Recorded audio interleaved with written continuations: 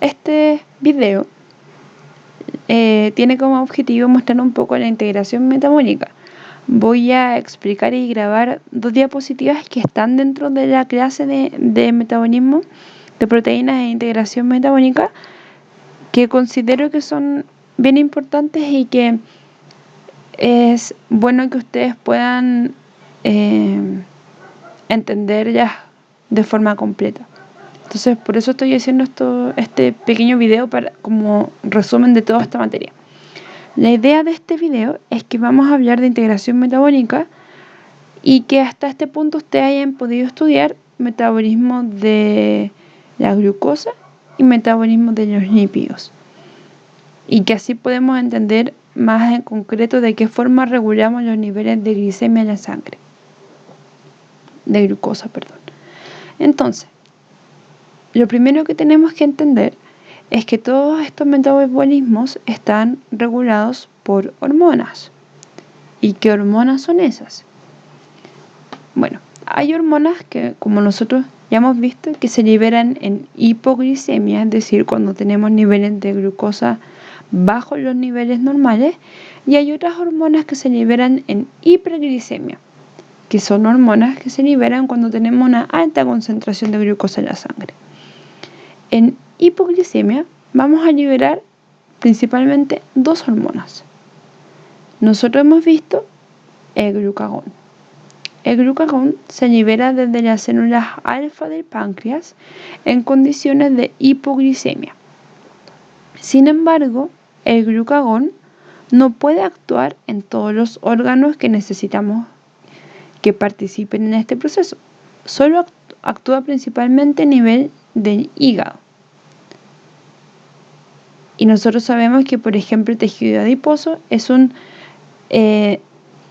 actor principal en todos estos procesos. Por lo tanto, acá vamos a hablar también de la hormona adrenalina, o también conocida como epinefrina. Esta hormona es liberada por las glándulas suprarrenales y actúa principalmente a nivel del tejido adiposo.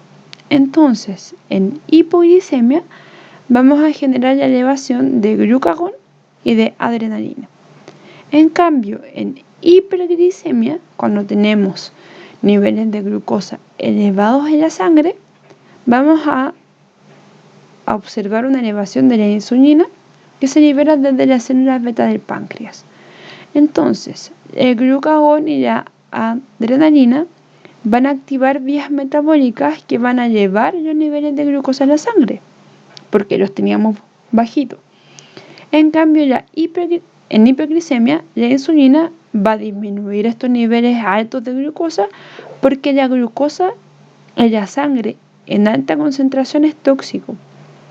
Entonces, necesitamos que la insulina active todas las vías metabólicas de utilizar glucosa, almacenar glucosa, transformar glucosa, de lo que sea, pero disminuir glucosa de la sangre.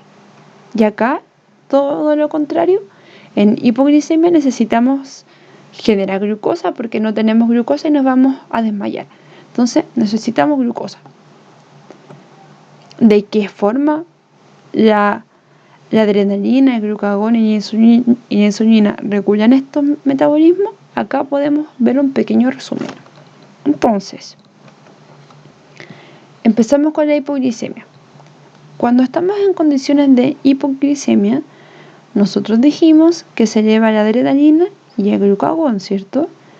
Entonces, la adrenalina o epinefrina va a actuar principalmente a nivel del tejido adiposo. ¿Y qué va a hacer en el tejido adiposo?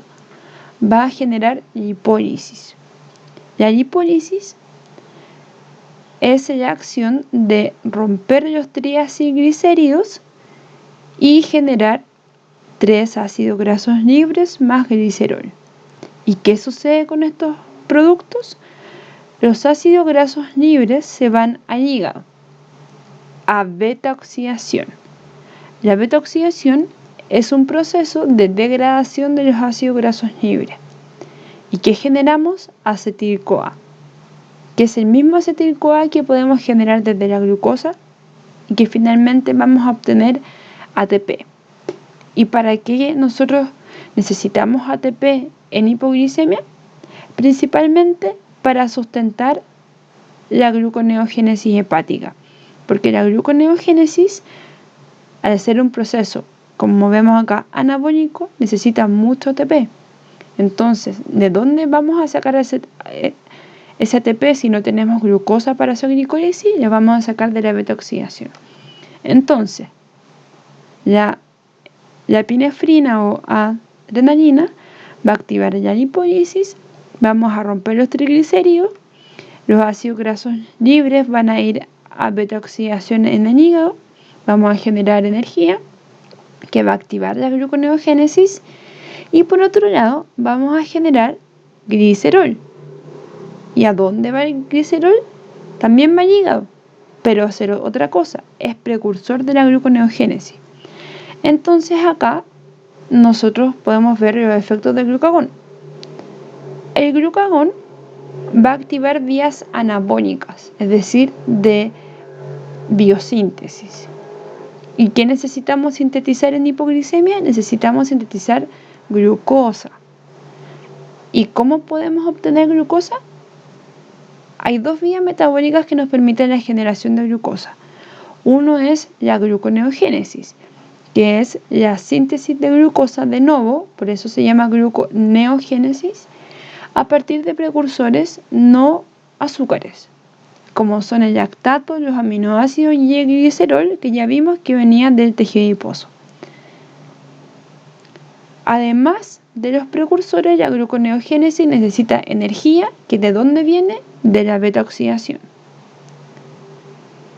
La otra vía metabólica que nos permite la generación de glucosa, como observamos aquí, es la glucogenólisis. La glucogenólisis es la degradación de glucógeno. Por eso se llama glucogenólisis, rompimiento de glucógeno. Este proceso nos permite generar glucosa a partir del glucógeno que tenemos almacenado. Acordarse que este glucógeno almacenado dura alrededor de 12 horas de ayuno.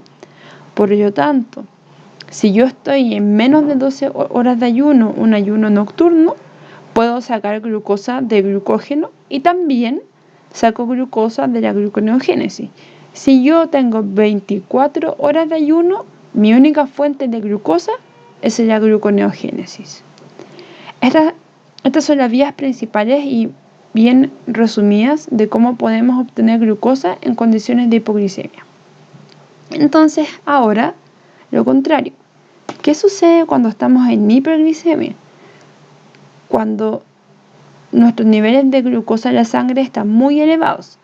Acordarse que los niveles de glucosa elevados en la sangre son tóxicos. Por lo tanto, necesitamos hacer todos los mecanismos posibles para que esa glucosa no esté en la sangre, sino que entre en la célula. Y acá es que se libera la hormona insulina. La insulina va a tener múltiples acciones. Lo que nosotros más conocemos es la acción catabólica. ¿Y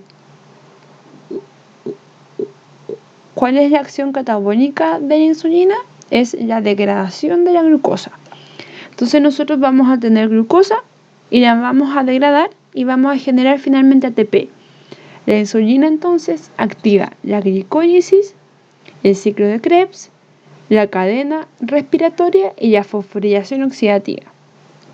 Durante todos estos procesos, o por todos estos procesos, vamos a generar ATP. Por otro lado, la insulina, a nivel del músculo y a nivel del tejido adiposo, va a activar la presencia de transportadores específicos de glucosa, que se llaman GLUT4. Estos transportadores permiten que la glucosa entre en mayor cantidad a estos tejidos. ¿Qué sucede en el tejido adiposo con esta glucosa?